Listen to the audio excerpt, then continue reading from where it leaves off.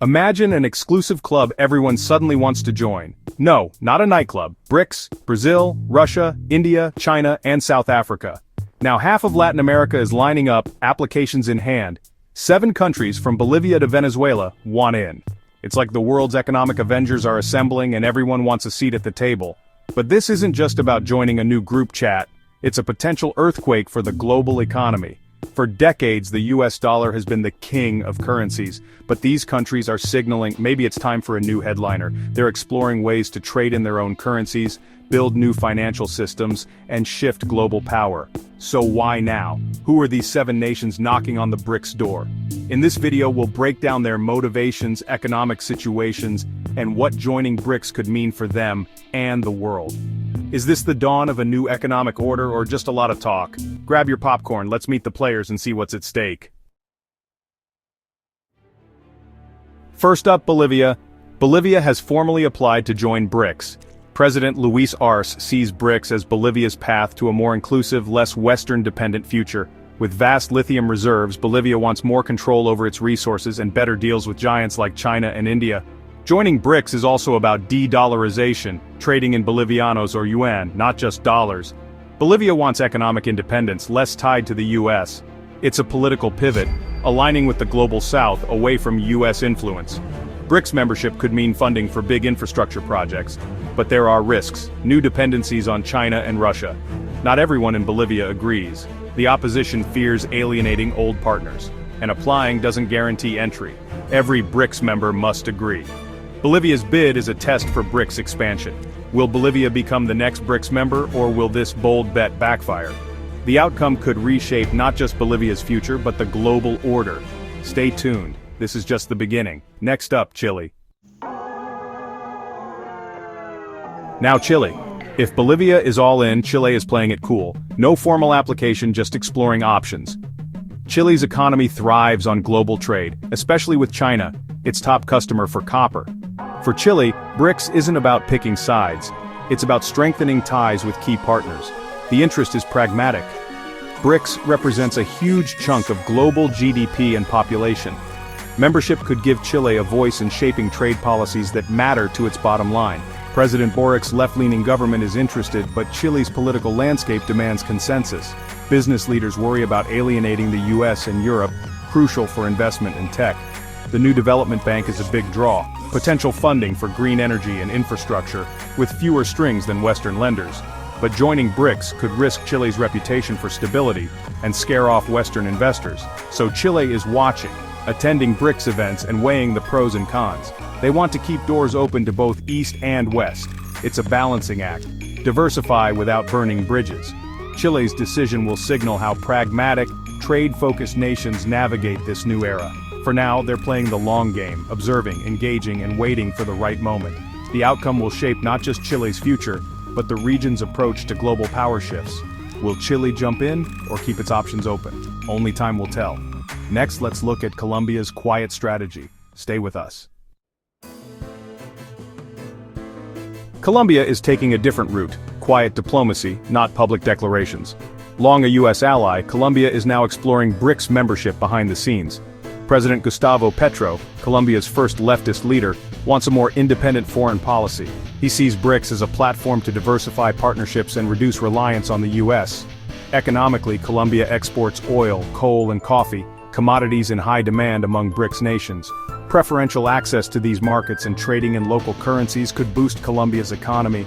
Petro also seeks partners for green energy projects, and the BRICS New Development Bank could help fund them. But the risks are huge. Deep military and business ties to the US mean any pivot could spark fierce opposition at home. That's why talks are discreet, testing the waters without triggering a political crisis. We don't know how serious the talks are, or if it's just leverage with Washington. Colombia's story is one of subtlety and shifting alliances. Even the strongest partnerships are being reevaluated in this new era. Will Colombia make a public move or keep things under wraps? The answer could redefine its place in the world. For now, Colombia is walking a diplomatic tightrope. The outcome will reveal how far old alliances can bend. Next, Cuba's ideological push for BRICS. Let's dive in. Cuba's interest in BRICS is no surprise. It's a natural extension of decades opposing US dominance. The US embargo has forced Cuba to seek alternative partners, first the Soviet Union, now China and Russia. Joining BRICS fits perfectly with Cuba's anti-imperialist stance. The Cuban government has openly championed BRICS as a counterweight to US power. For Cuba, BRICS is a lifeline. Access to the new development bank could help modernize infrastructure and revive the economy. Stable trade with BRICS members could bypass the dollar and US sanctions, rewiring Cuba's economy. But admitting Cuba would be provocative. Some BRICS members may hesitate to challenge the US so directly. Cuba's economy is small and struggling, so its value to BRICS is more political than economic. The decision would be about solidarity, not just numbers. For Cuba, BRICS is hope, a chance to survive and push for a multipolar world. Will the bloc embrace Cuba's complexities? That's a key question as BRICS considers expansion. Cuba's story is about ideology, survival, and the search for allies. The answer will shape the bloc's identity. Next, Honduras's dramatic pivot. Stay tuned. Honduras is making a bold shift, once a US client state, now seeking BRICS membership. President Xiomara Castro switched diplomatic ties from Taiwan to Beijing, signaling a new direction. For Honduras, BRICS offers hope for investment in infrastructure, education, and healthcare.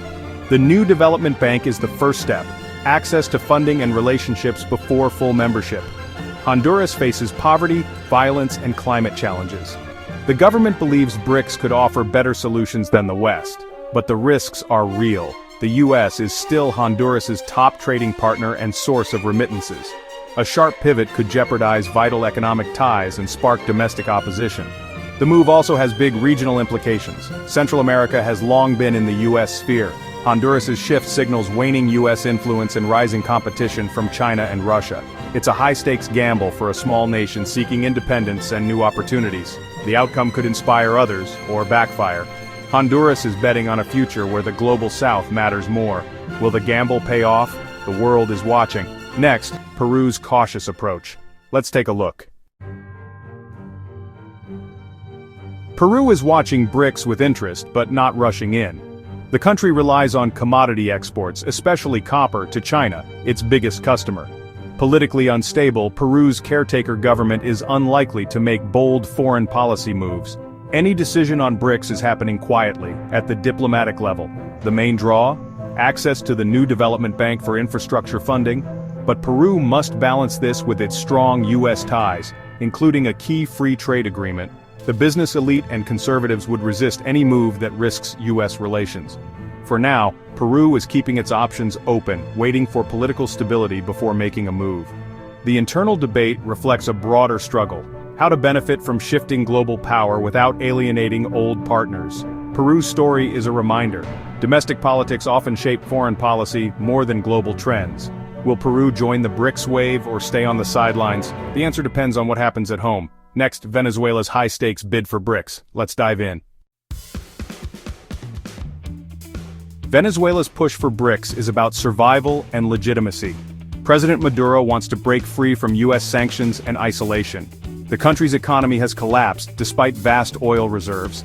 BRICS membership could mean investment, access to non-dollar financial systems, and a diplomatic win.